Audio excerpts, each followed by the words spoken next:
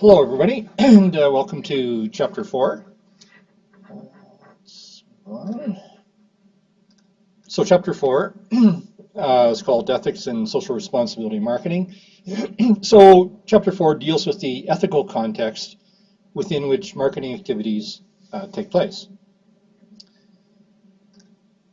And we look at four general topics in this chapter. We look at the difference between legal versus ethical behavior in marketing. We look at factors that can influence ethical and unethical behavior. And these three factors are social, social culture, business culture, and individual company culture. And then we look at three different concepts of social responsibility: profit, stakeholder responsibility, and societal responsibility. And then finally, we look at ethical and socially irresponsible behavior in consumers themselves, not in companies, but in consumers. And I'm sure that will all be new to us because. Okay, so off we go to Chapter 4. That.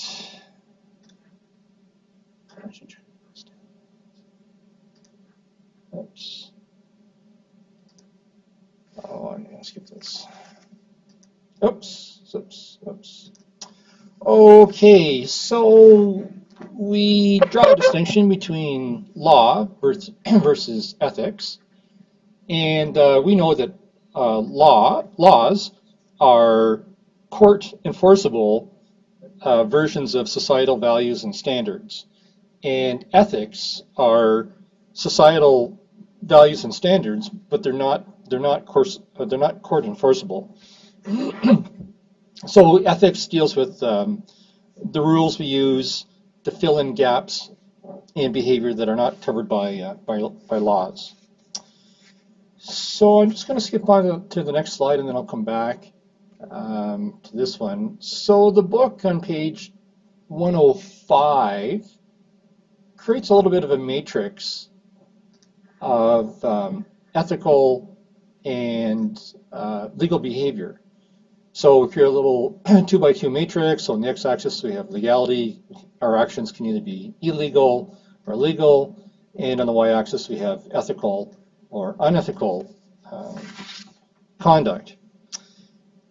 And the book goes through a number of examples of, or describes examples of practices, and it asks us to classify these according to this matrix.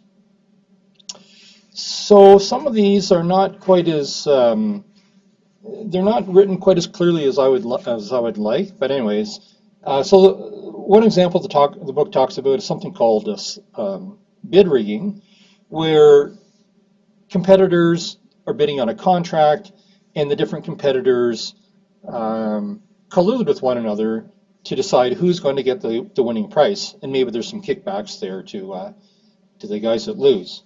And so bid rigging is definitely illegal and presumably also unethical. Okay, then the book mentions this technique called slugging.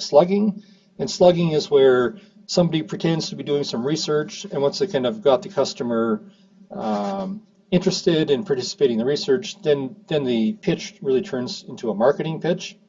And it seems to me that slugging is probably unethical, but it's probably legal. It's a tame form of bait and switch. Okay, then another example that the book talks about, which I find kind of difficult to completely analyze. They give this example of a real estate agent selling a condo, and the real estate agent knows that in the lot beside the existing condo, at some point in the future, another building is going to be built that's going to block the view of the condo that he's trying to sell. And the question is, if the real estate agent does not disclose the fact that this building is going to be built blocking the view of the condo that he's selling, is that legal and or ethical? And it seems to me, I think the book is trying to suggest, I think the authors are trying to suggest that it's unethical, but I'm not convinced that it is. It seems to me it depends on who the real estate agent is working for. Is the real estate agent working for the vendor, or is the real estate agent working for the buyer? If the real estate agent is working for the vendor, then maybe the vendor has imposed a contractual obligation upon the real estate agent not to disclose that information. So in that case, it would be illegal for the real estate agent to disclose that information. But if the real estate agent is hired by the purchaser to go out and find a condo, then certainly that would be unethical conduct on the part of the real estate agent by not informing the buyer. And of course, that would also be illegal because the real estate agent would have an implied duty to disclose all relevant information to the buyer. So I think it depends on which party the real estate agent works for. And then it gets a little bit convoluted. In real estate, there's a concept known as dual agency, where the real estate agent works for both parties. But anyways, it's not exactly clear. Okay, then another example the book talks about here is, a company wants to hire a person, wants to hire somebody. They have a well-qualified female candidate, and they end up hiring the male candidate instead. Is that legal and or ethical? And there's no doubt about it. In Canada, we do have human rights legislation that makes it illegal to discriminate on the basis of gender. So if the female is more qualified, then it would be illegal to discriminate against her during the hiring process. But on the other hand, I'm not so sure about the ethics of it. Many companies that serve the public, they want to have sales agents that represent the demographics of the people that they serve. So the banks are famous for this. If you have a bank branch in a ethnic neighborhood, they like to hire people working in the branch that come from that ethnicity. People will recognize them, maybe they speak the same language, and it just helps their business. And that is not illegal. Anyway, so it's a little bit unclear as to whether or not it's illegal or unethical to hire someone with a different caliber of skills if there's some other factors at play. So I have a couple other examples of some behavior that is both ethical and legal, or I think it's ethical. Maybe you don't, but it's ethical and legal, although we might not think so at first sight.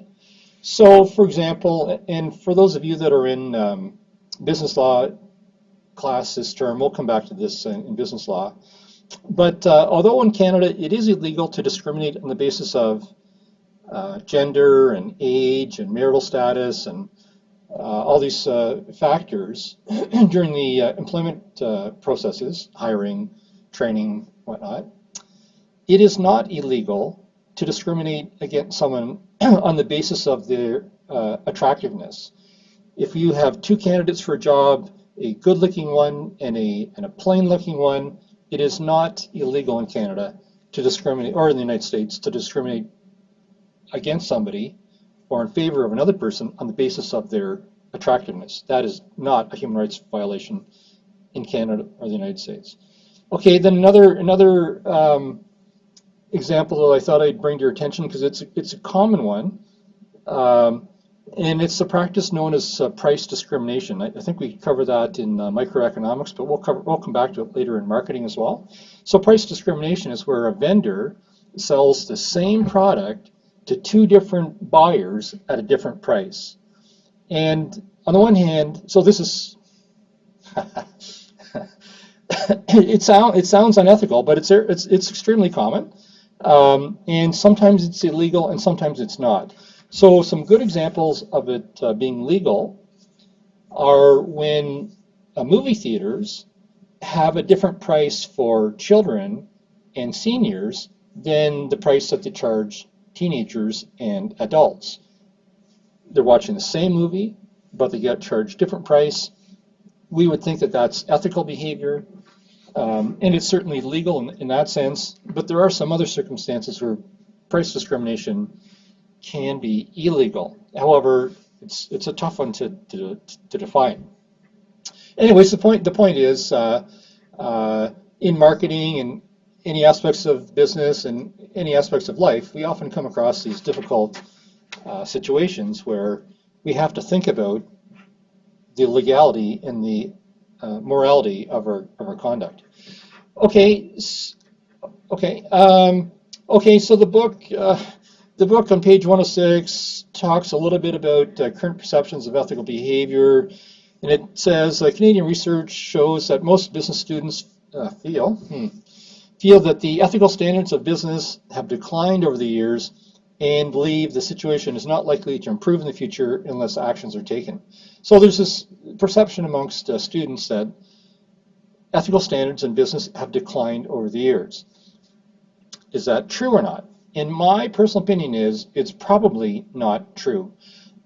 The author's view that they have absolutely no statistics to back up their view here. They don't cite their research, so I don't believe it. I think what they're expressing is a form of nostalgia, that things were better in the quote-unquote good old days. But nostalgia isn't necessarily fact. And I suspect that ethical standards have not declined in recent years or recent decades. I think it's probably more a matter of more media attention being paid to ethical lapses. And so we think it's happening more frequently than it is, but I don't think society is becoming worse. But that's just my opinion. Okay, let's move on. Okay, so we certainly need to practice ethics and abide by the law in marketing activities. And what are some of the factors that influence business ethics, including the ethics that get practiced in marketing? Okay, so the book looks at three general influences: social culture, societal culture norms, business culture or industry culture, and then the culture of individual companies. Individual companies can have their own culture, they can have their own codes of ethics and whatnot. So we're going to walk through some examples of these influences in this next little section. Okay, so, oops, I should just try to move this. Oh my goodness. There we go. Let's try that. Okay, click. Okay, so we have these three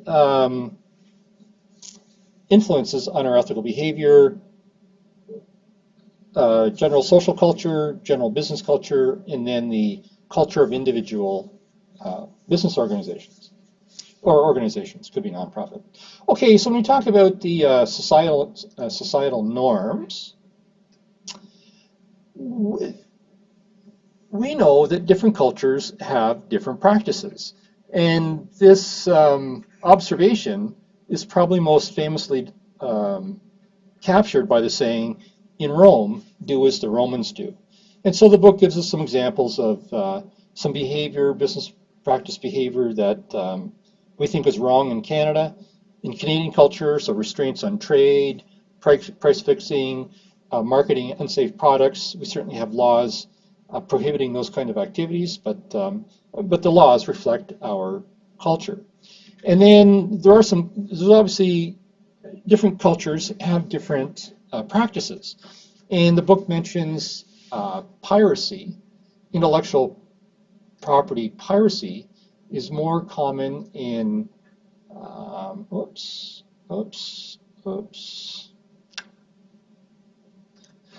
sorry, more common in some countries than others.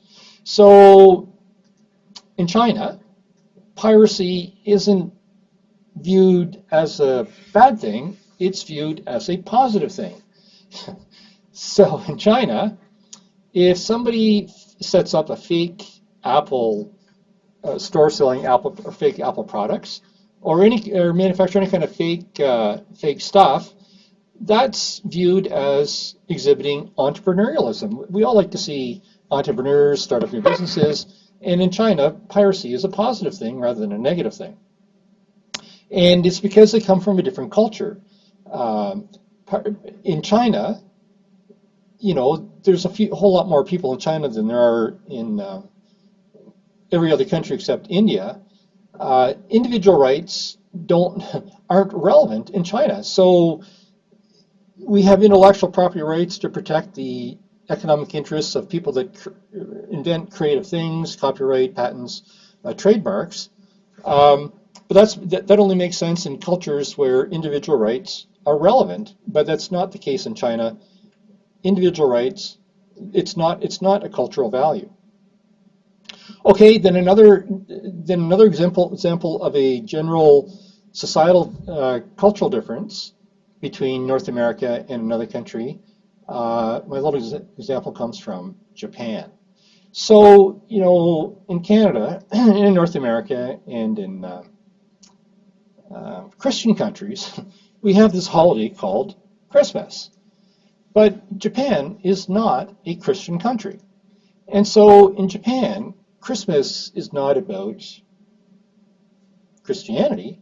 It's about Kentucky Fried Chicken. No, it's Christmas in Japan is kind of like Valentine's Day for consuming chicken and cake. So in Japan, Christmas is a holiday. It's KFC Day.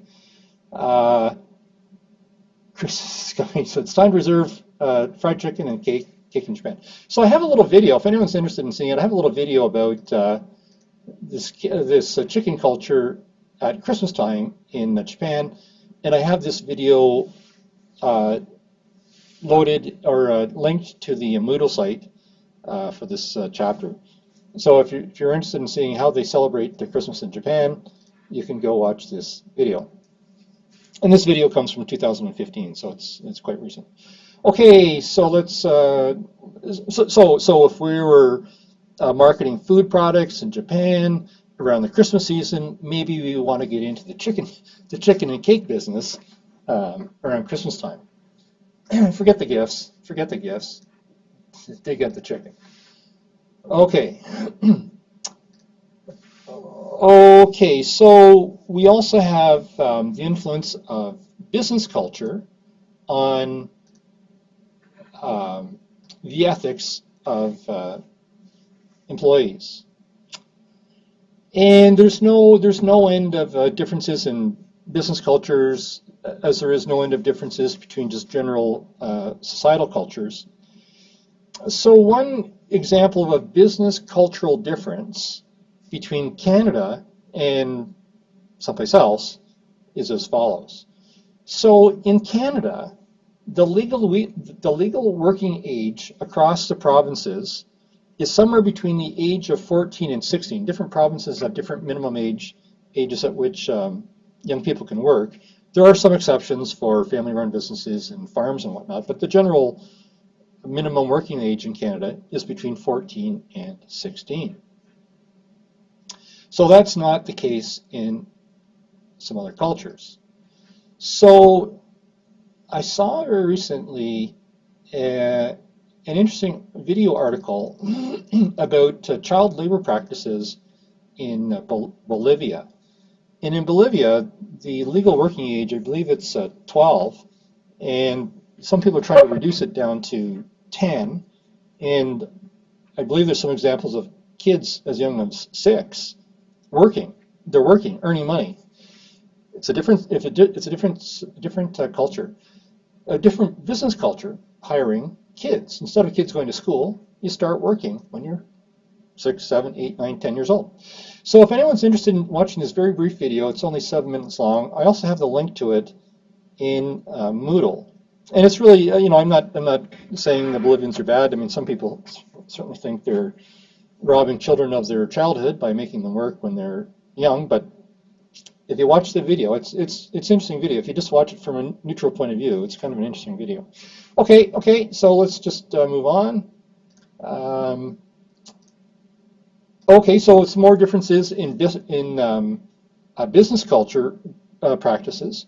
So the book talks a little bit about bribery. So in Canada, bribery really is not part of our business culture. or it's certainly not part of our business culture to the extent that it is in other countries around the world. And so the book tells us a little bit about, there's something known as the Bribery Index, published by, I think it's called Transparency International. And so I went to their website and I pulled up their bribery index. So the latest index I could find was from 2011. So this ranking countries goes from countries with the least bribery down to the most. It's only 28 countries, so there's about 200 countries in the world, so this obviously doesn't contain all of them. So the country that practices bribery the least is Holland, the Netherlands, Switzerland, Belgium, Germany. Canada's there, tied with Australia at number 6. There's the United States at number, this is just rankings. Oh yes, United States is there at 10. And then down towards the bottom of the list, at the bottom of the list we have Russia, China, Mexico. So in those countries, bribery is a more common practice in business than in some of these Northern European or related countries. Canada and the United States are related to those countries. Okay. So we have differences in practices relating to bribery, and the book talks about the concept of caveat emptor. So caveat emptor is a Latin term that means let the buyer beware. And what it really means is if you're a consumer, if you're a buyer and you buy a product and it's defective, the risk of the defective product rests with the buyer. It's the buyer's obligation to investigate the product before buying it, and after you buy it, if it's defective, tough luck. But that concept has been replaced in recent decades by consumer protection laws that put more of the risk of defective products back on the manufacturers and vendors. And for students in business law this term, we'll come back to that. We'll come back to that topic in business law. Okay, then the book talks a little bit about economic espionage. And so economic espionage, it's really spying for the purpose of stealing intellectual property from competitors. So we think that stealing is bad, even if what we're stealing is information. So there was I don't want to say a fun example, but there was a recent example of this in the United States a couple of years back. In the United States, some of the seed companies were experimenting with some genetically modified seeds for corn. And that's genetically modified, so there's a lot of research that goes into it, into the design of these seeds. And a couple of Chinese guys were caught stealing. Two brothers were caught stealing some patented corn seeds in the state of Iowa. And so the FBI arrested these people, I guess it's back in 2009. I don't know what the status of that trial is, if they've gone to trial or if they're in jail or whatever happened. But anyways, this article estimates that in 2009, Chinese companies steal an estimated $48.2 billion worth of intellectual property per year, according to this the United States International Trade Commission. So this is the consequence of economic espionage. So we think it's bad and we think it's illegal when the Chinese are trying to steal American patented corn seeds. But there's another example of, I want to say it's not quite, it's a form of economic espionage, but we actually think that it's a positive thing. For any students who use Google or Google's email, which is Gmail, Google steals information from our emails. Google reads I use Gmail all the time. Gmail's my personal email account. And Google reads our emails to find out what we're talking about so that they can better target advertisements to products that we think are of interest to us. And when this became known a couple of years ago, the United States and Canada started uh,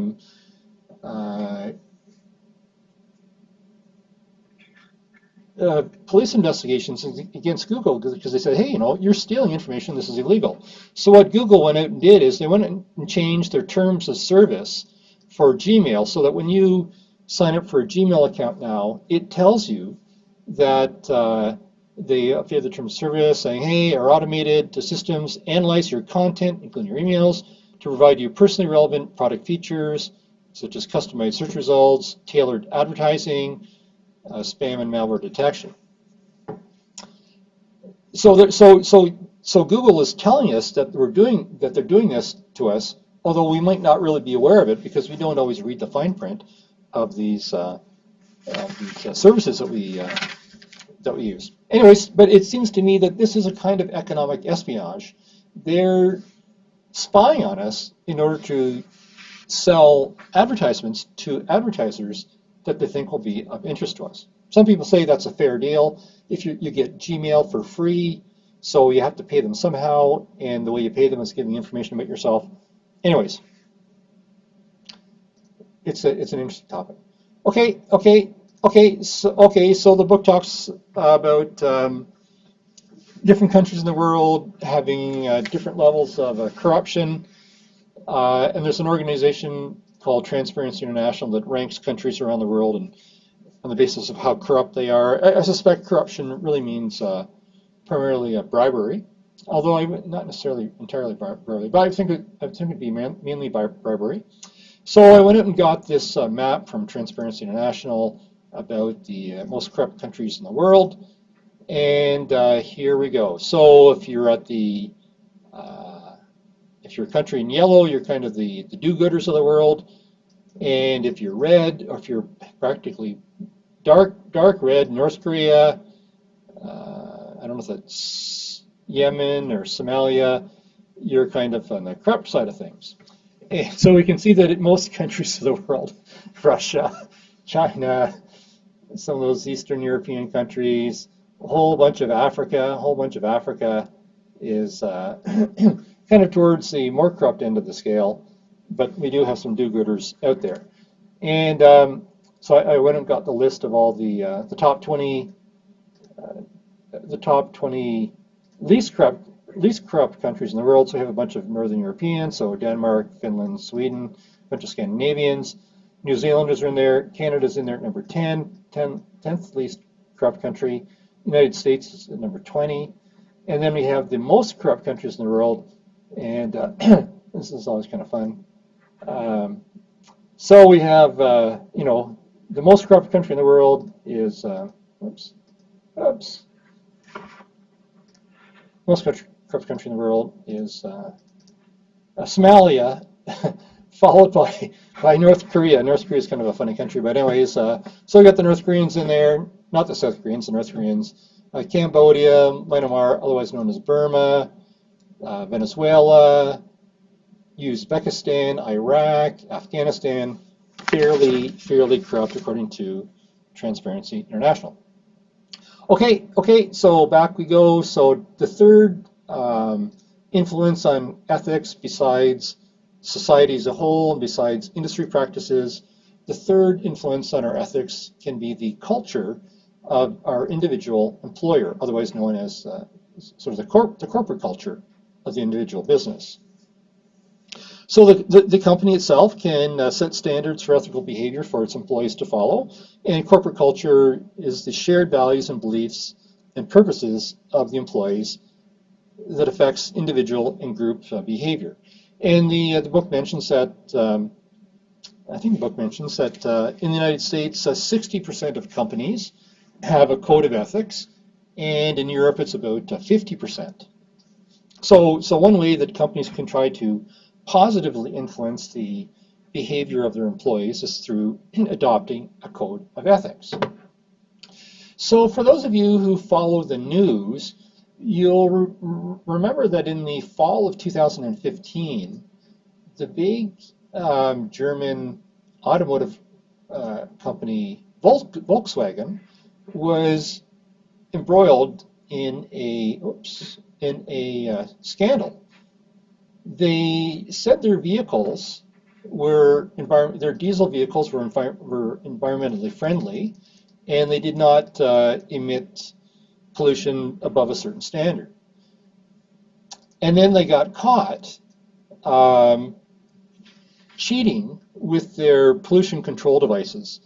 In fact, the vehicles are very polluting, but the vehicles could detect when somebody was trying to monitor the pollution coming out of their tailpipes.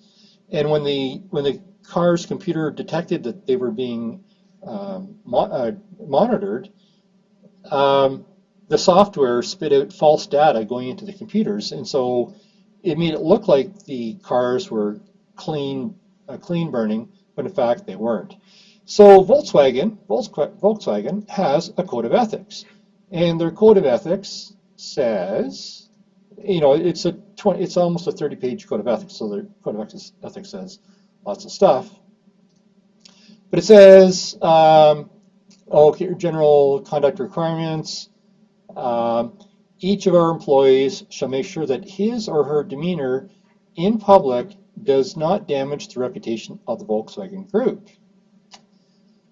So when Volkswagen got caught cheating on its pollution emissions, the public image of Volkswagen went in the toilet.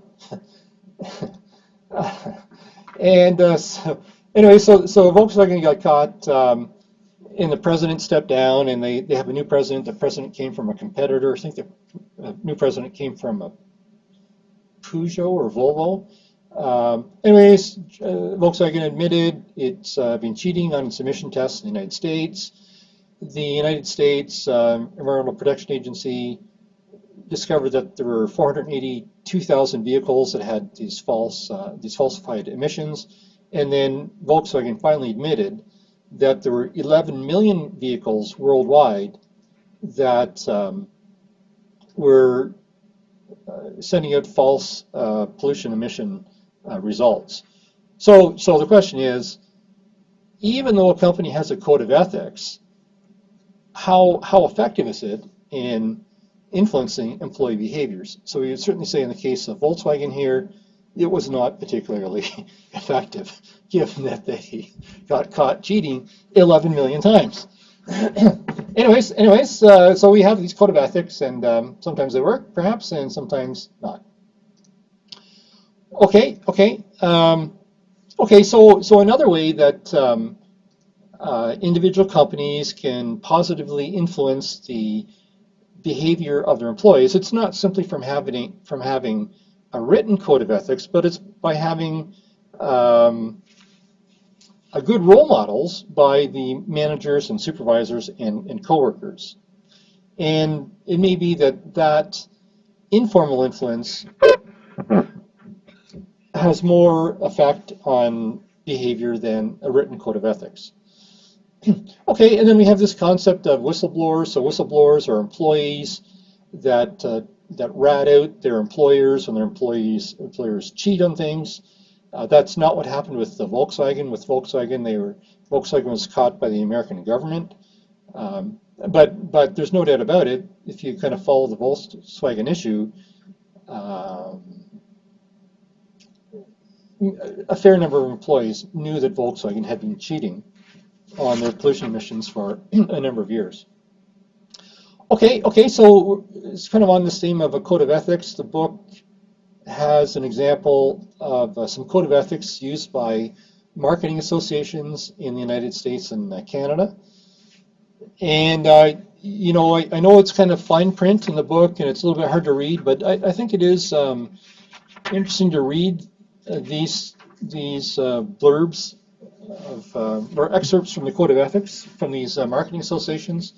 So the first one's in Canada. It says marketers. So if your company is a member of the Canadian Marketing Association, marketers acknowledge that the establishment, maintenance of high standards of practice are fundamental responsibility to the public and essential to winning and holding consumer confidence. And it's the foundation for successful independent marketing industry in Canada.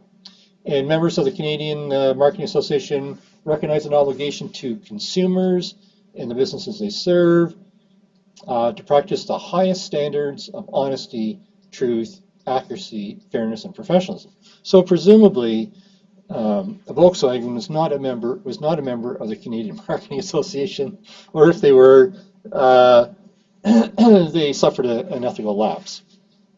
Okay, then similarly in the United States, there's the American Marketing Association, and their code of ethics is similar to the Canadians. I mean, it's probably the other way around. The Canadians probably copy the Americans. So the American Marketing Association commits itself to promoting the highest standards of professional ethical norms and values for its members.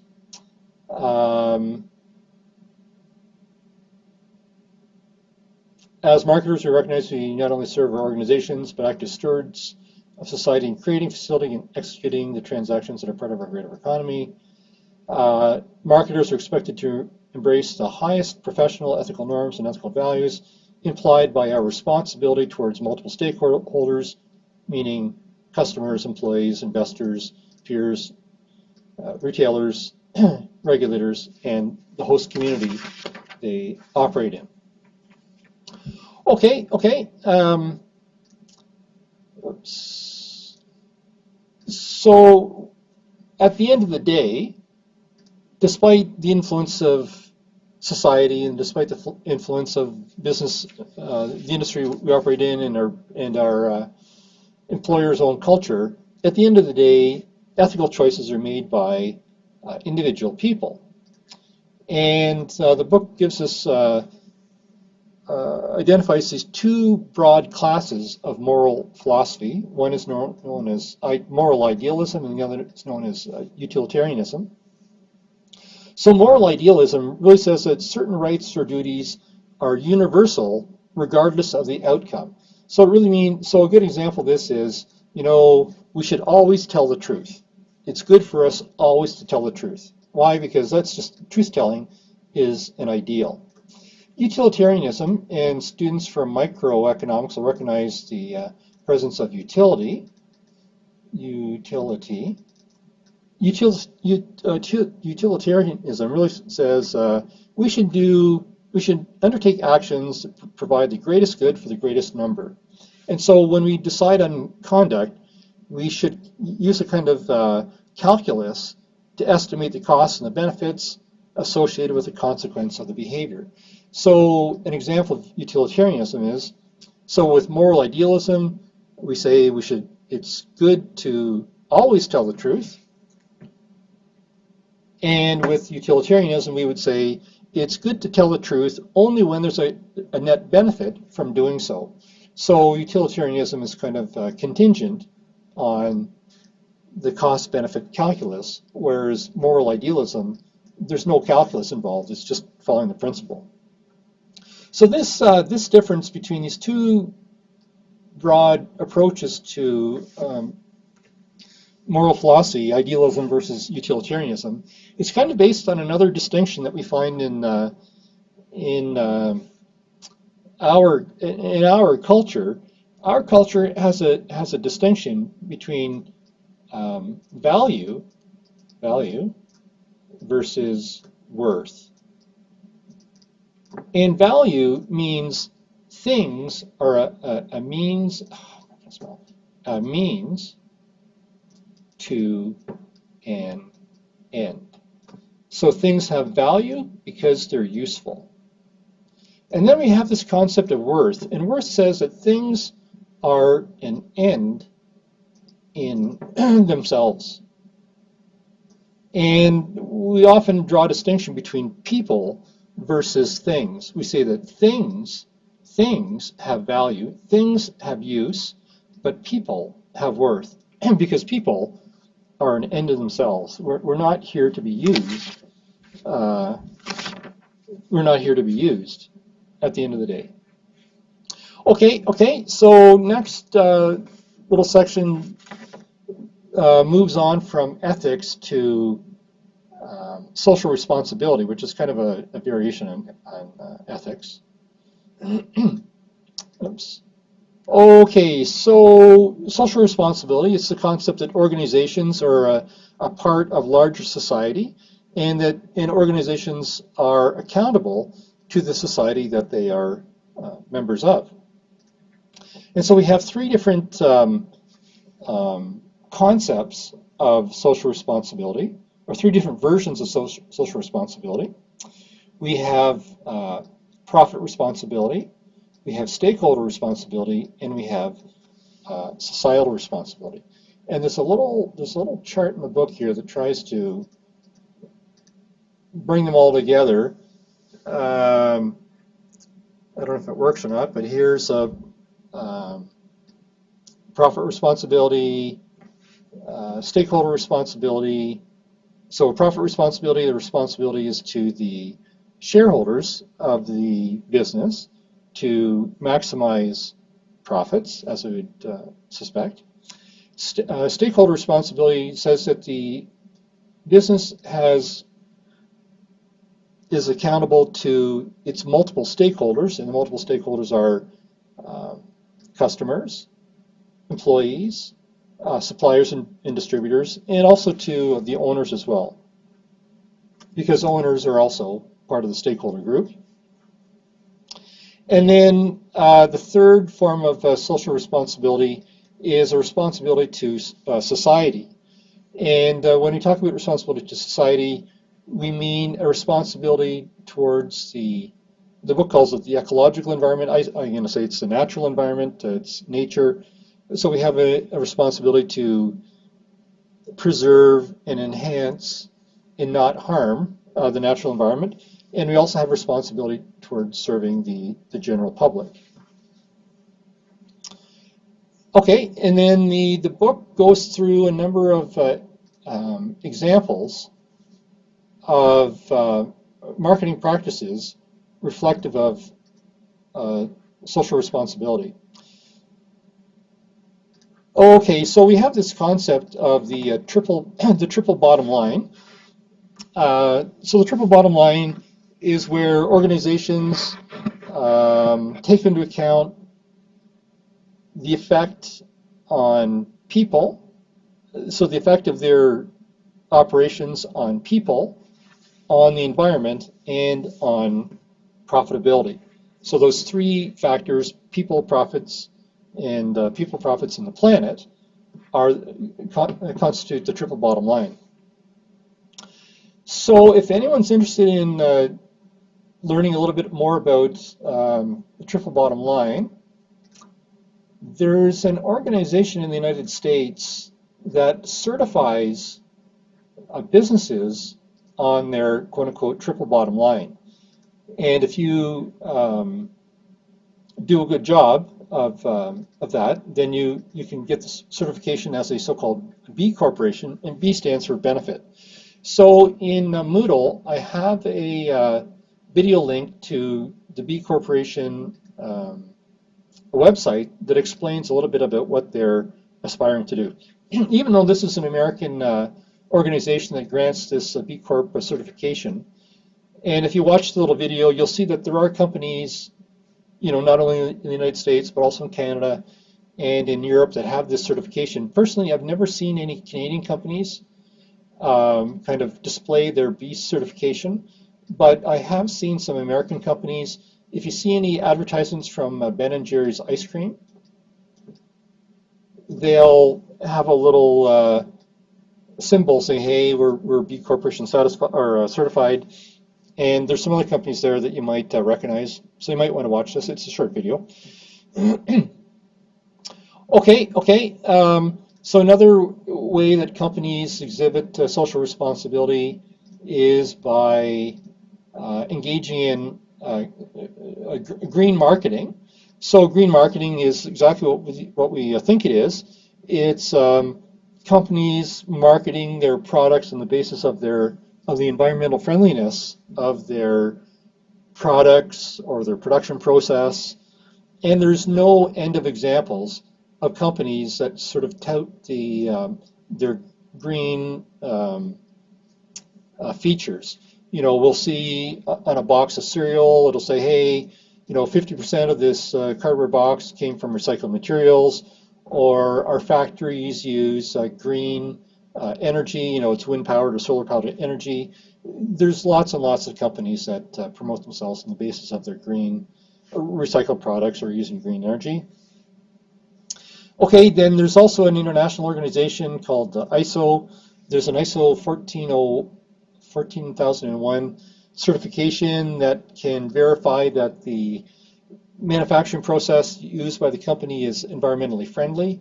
And if you can attain that standard, then you can put this on your letterhead and your promotional materials and whatnot. And people will recognize that you're a good, environmentally friendly type company. Okay, then another marketing technique related to social responsibility is this concept of cause marketing. And cause marketing is where companies, while they're promoting their products, promoting their goods and services, they tie their level of donations to some charity to its revenues. So when customers buy the product, they know that a certain portion of the price that they pay is going towards this good cause.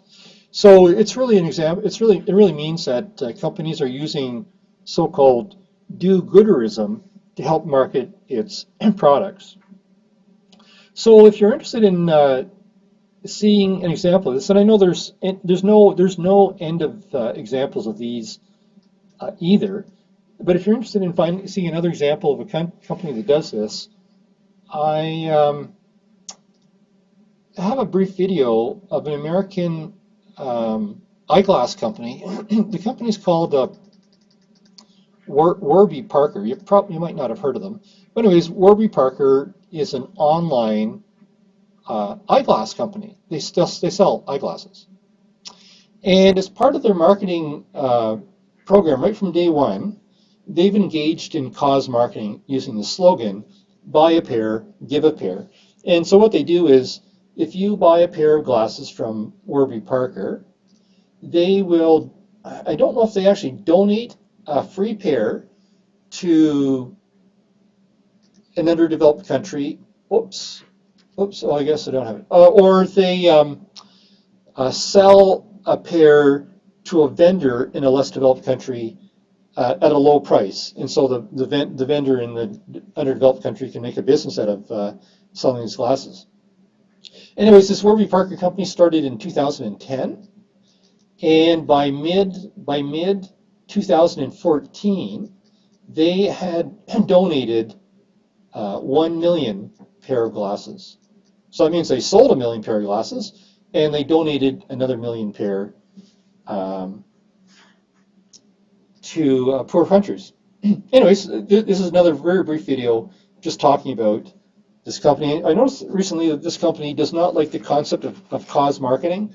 People are getting a little bit tired of the concept of cause marketing, so they're trying to downplay it. But it is part of their motto, and it is part of how they operate. And if you go to their website, you'll see that yourself. Okay, so the final section of this chapter deals with two things. One is so-called social audits. So this is where companies, normally companies, if you're a big company, at the end of the year, you'll bring in auditors to review your financial statements to make sure that you've properly followed accounting principles in developing your year-end financial statements. So a social audit means something similar, but instead of auditing the financial statements of the company, companies will audit themselves on the basis of their social responsibility activities. And I can't remember which page this is on, but there's 5 steps in the social audit process. Recognize what your social expectations are, recognize or develop programs or causes that are consistent with your organization, establish some goals for sustainable activities, allocate resources to those activities, and implement them, and then evaluate how effective your social responsibility activities are. And then there's another concept that's kind of a component of social responsibility. It's called sustainable development. And sustainable development means that the company uses business practices that partially promote the natural environment, and they sometimes promote the social development of certain areas. And this is kind of a recent trend. Companies engaging in sustainable development practices. And again, there's no end of companies. It's kind of like cause marketing. There's no end of examples of this. So I went out and got some examples from a large company that we're all familiar with. And the large company is Walmart. Walmart, as you may know, is a very large company. Its annual revenues are about $500 billion per year. It has something like over 2 million employees around the world. They're a very big, they're the world's largest retail company. In fact, they might even be the world's largest company in terms of sales. $500 billion a year is a lot of money. So Walmart publishes their social responsibility report, and I went to it for some examples of some of the things that they do. But Walmart is such a humongous corporation that they probably have thousands and thousands of initiatives. So, but some of the things that Walmart is doing, they're trying to, Walmart sells food products, and so Walmart's going to the food producers, seeing if they can find ways to reduce the level of fertilizer that gets used, because fertilizer runs off the field into the water system and it harms the water life. So they're trying to reduce fertilizer use on 14 million acres of farmland in the United States. They're selling some products that are sold in plastic bottles, and so they're working with plastic bottle manufacturers to use less harmful processes in producing those bottles. So trying to use more environmentally friendly chemicals than historically. So you'll recall in the news from a couple of years ago, there were some American clothing companies that were sourcing clothing in Southeast Asia, and India, and Pakistan, and Bangladesh, I believe it was. And there were some big fires there a couple of years ago, and that killed hundreds of people in these clothing factories. And when we in the West heard about it, we said, geez, we're doing something wrong. On the one hand, we're helping these people by employing them, by buying their clothes, but on the other hand, their working conditions aren't very safe. And so Walmart is working with clothing textile companies in Bangladesh to make them more safe. Okay. Walmart just does any number of things. And there are many companies engaging in sustainable development. Another famous one that we're all familiar with is Starbucks. They're also quite renowned for their sustainable development practices. Okay, so again, we're on Walmart here. So they're trying to increase their use of renewable energy. So they're trying to increase the supply of renewable energy they use by increase it by 600% by the end of 2020. This came from 2014, I think it was. I mean, I have to admit, I don't know what the starting point was, how much green energy they used in the first place, but obviously they're trying to do more.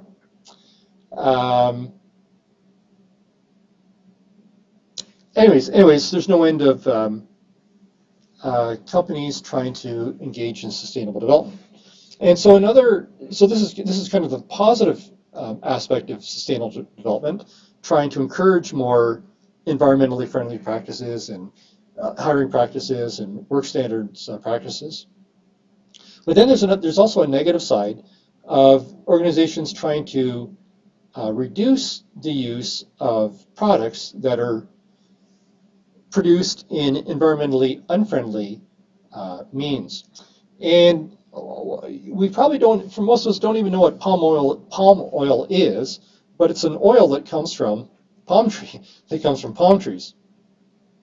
And palm oil is used in many ordinary products, and we all consume palm oil. I don't have any doubt about that, because palm oil is in products like, which products contain palm oil? There's no end of them. We got a list of them here. There we go. So if you ladies use lipstick, just palm oil and lipstick, it goes into bread products like pizza dough, instant noodles, goes into shampoo, goes into ice cream, goes into detergent, margarine, chocolate, cookies, biodiesel, soap, packaged bread. So everybody consumes some of this stuff. So we're all consumers of palm oil. So palm oil doesn't come from Canada. It comes from countries where palm trees grow. And palm trees grow in tropical areas. They grow in rainforests. So what happens is countries want to have palm oil plantations, so they go into the jungle, they mow the jungle down, and then they replant it with palm trees. What's so bad about that? Well, it destroys the habitat of endangered species, orangutans, tigers, elephants, and rhinos. So we don't think that that's a very friendly practice. And so there's a movement towards reducing the use of palm oil in our society. Oh, so palm oil destroys the rainforests. About 90% of the world's palm oil comes from Malaysia and Indonesia. The palm oil plantations in Indonesia cover about 9 million hectares, so that's about the size of the state of Maine in the United States. I have to admit, Maine is a pretty small state. Anyways, it's forecast to grow to 26 million hectares. Anyways, so companies are trying to find alternative sources of oil rather than alternative sources of vegetable oil to use in their products, in their food products, cosmetic products, detergents, candles, whatnot, because the palm oil itself isn't hazardous, but it's the production techniques that are. Okay.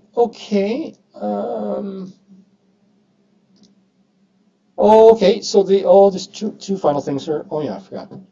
Okay, so another interesting, fun little concept related to social responsibility is the concept of the greenwashing. So greenwashing is where companies claim to be green companies. They claim to have environmentally friendly practices, but in fact they are not, or they're not quite in the way that we think they are. So I went out and found some interesting stats about this.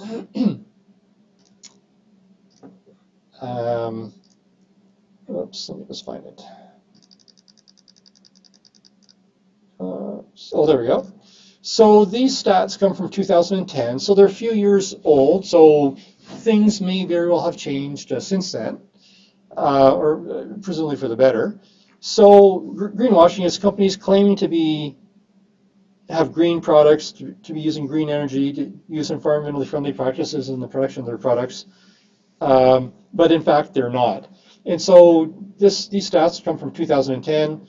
So in 2010 there was a survey of 4,700 green products in Canada and the United States, and 95% of them were found to be false claims of practicing green or engaging in green practices. And so 95% of them were quote unquote guilty of exaggerating their environmentally friendly practices. And I've got a breakdown of what that means. Oh, there we go there. So the 7 sins of greenwashing. So the good news is the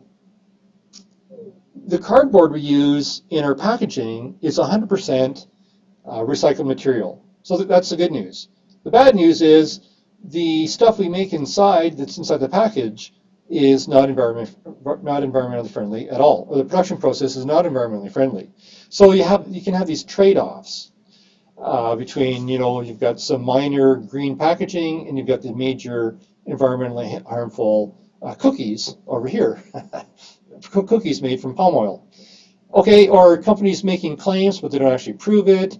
They make some kind of vague claim. They make some irrelevant claim. This is the one I kind of notice.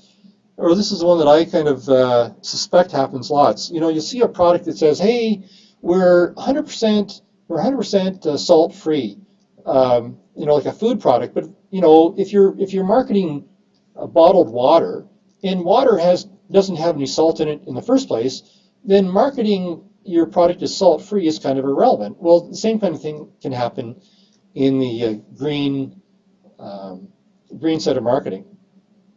Or you can have kind of like two trade-offs. You can have lesser of two evils. Yes, we're using green energy. Bad news is we use 5 times more energy than we otherwise have to.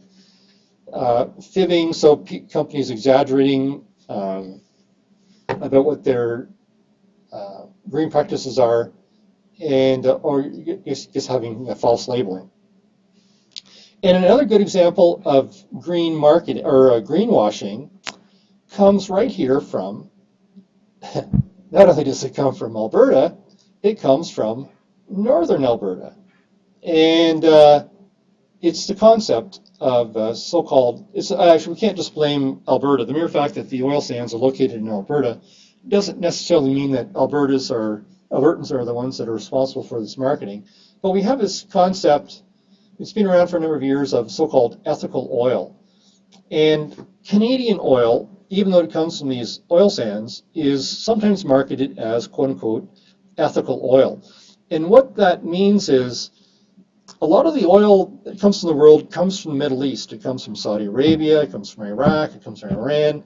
And some of those countries in the Middle East are repressive countries. They don't recognize human rights to the extent that many Western countries do. And some people say, hey, if you're buying oil from Saudi Arabia or you're buying oil from Iraq or Iran, you're actually supporting those repressive regimes. And therefore, you should buy ethical oil from Canada, because at least we have human rights in Canada. So this idea that Canadian oil getting marketed on the basis of being quote-unquote ethical, yes, true enough, it comes from a country that respects human rights, but on the other hand, maybe the environmental impact of the oil is more relevant than the impact on human rights. So I think Canadian oil getting marketed as quote-unquote ethical oil, I kind of agree with it here, even though I live in Alberta and I would like to see the oil sands come back to their former glory. I think some of the ethical oil promotion is a little bit irrelevant within the environmental context. They're kind of playing, using the term ethical oil is kind of a play on words. Because there's so much environmental controversy over the source of oil, we think ethical oil refers to the environmental friendliness of the oil, when in fact it's not. It's referring to the fact that it comes from a country that respects human rights, and it does not come from a human rights oppressive regime like Saudi Arabia. Women can't vote in Saudi Arabia, they can't drive, da-da-da-da. Okay, then the final little part here is, so this chapter's been talking about the context of the marketing behavior of marketers, of companies.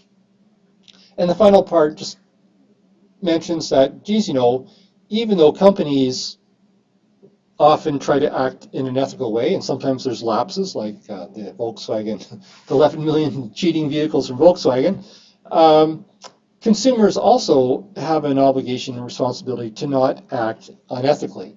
And then the book gives us some examples of some unethical consumer behavior.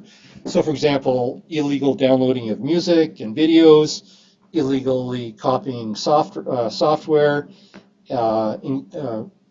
submitting fraudulent insurance claims. But all these are forms of unethical behavior in the consumption of consumer goods, insurance, software, music, and ethics. So ethics, it should happen on both sides of the street, both on the producer side and on the consumer side. Okay, so that's it for chapter 4, and we'll see you back for next chapter.